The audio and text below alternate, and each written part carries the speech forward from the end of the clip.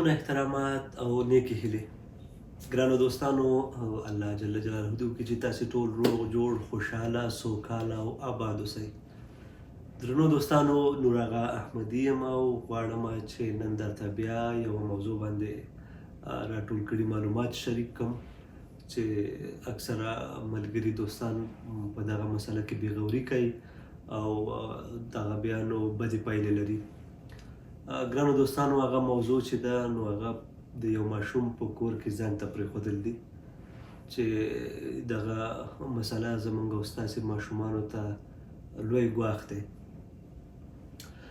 ګرانو دوستانو په دې خو موږ او تاسې پوهېږو چې هیڅ یو ماشوم چې د هغې عمر کم وي هغه د ښه او بد ترمنځ توپیر نشي کولی. یعنې که موږ او تاسې خپل یو کوچنی ماشوم په کور کې ځان ته پرېږدو نو هغه په دې نه پوهېږي چې زه باید د خپل ځان نه ساتنه څنګه وکړم. په هغو شرایطو کې که چېرته ایمرجنسي پیدا کېږي، اضطراري حالت پیدا کېږي نو دا باید څه وکړي. دا چې ماشوم په دې هر څه باندې نه پوهېږي د دې تر څنګ هغه د ښو او بدو ترمنځ توپیر نشي کولی.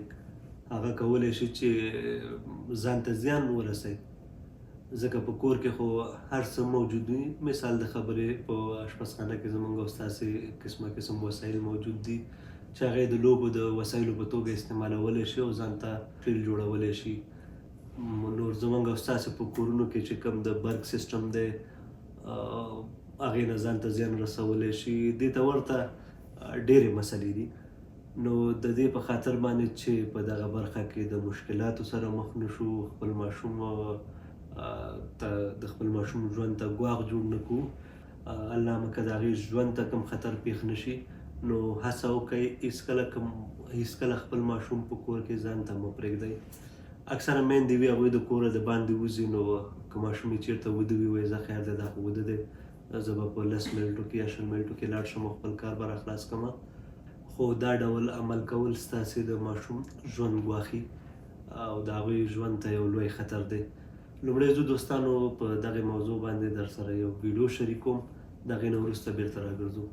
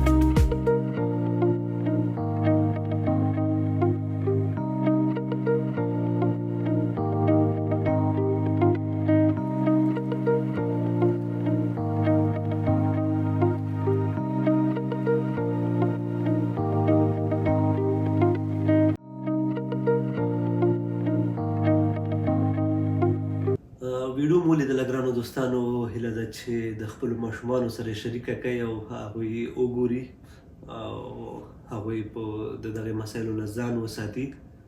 ګرانو دوستانو، یوازې داسې نه ده چې تاسې خپل ماشوم باید ځان ته پرېنږدئ، حتی که تاسې یې وګورئ چې ستاسې په خوا او شا کې یا ستاسې کوم ګاونډي خپل ماشومان په کور کې ځان ته پرېښي دي، مطلب هغه ماشوم چې د هغې عمر کم وي، هغه د ښو او بدو ترمنځ توپیر نشي کولی، هغه په دې باندې نه پوهېږي چې هغه په اضطراري حالاتو کې څه وکړي، نو هغوی په کور کې ځان ته پرېښودل دا نو ستاسې د ماشوم ژوند ګواښي. نو که چېرته ستاسې په ګاونډ کې هم داسې کار څوک کوي، تاسې مجبور یاستئ چې پولیسو سره اړیکه ونیسئ او پولیسو ته په دې اړه باندې راپور ورکړئ تر څو هغوی راشي او د دغه ماشومانو هغه کوم ژوند چې دی هغه خوندي اوسي. درنو لیدونکو، مننه چې تر دې دمه راسره یاستئ او دغه موضوع درسره تعقیبوئ. نو صرف دغه لنډه ویډیو هم درته په همدې خاطر برابره کړله چې تاسې باید په دې باندې وپوهېږئ. البته هغه افغانان وروڼه چې هغوی نوي راغلي دي او هغوی د دغې موضوع سره اشنا نه دي، نو تاسې باید په دې باندې وپوهېږئ چې هېڅکله خپل کوچني ماشومان په کور کې ځان ته پرېنږدئ او د خپلو کوچنیو ماشومانو نه په سمه توګه څارنه وکئ، د هغوی ساتنه وکئ تر څو د هغوی ژوند ته کوم ګواښ پیدا نه شي. نو درنو دوستانو، الله دې وکړي چې دغه ویډیو مو خوښه شوې وي، د خپلو ملګرو سره د خپلو دوستانو سره یې شریکه کړئ تر څو که څوک په دغه موضوع باندې نه پوهېږي باید په دې باندې وپوهېږي او تر څو په راتلونکي کې په دغه برخه کې بې غوري ونه کړي. نو الله تعالی هم ښه د باز او خوشحاله لره. تر بیا چې د یو نوي موضوع سره ستاسې خدمت ته حاضرېږو، تر هغې هم په لوی او بخښونکي خدای تعالی سپارم. رب مو مل شه. د خدای په امان.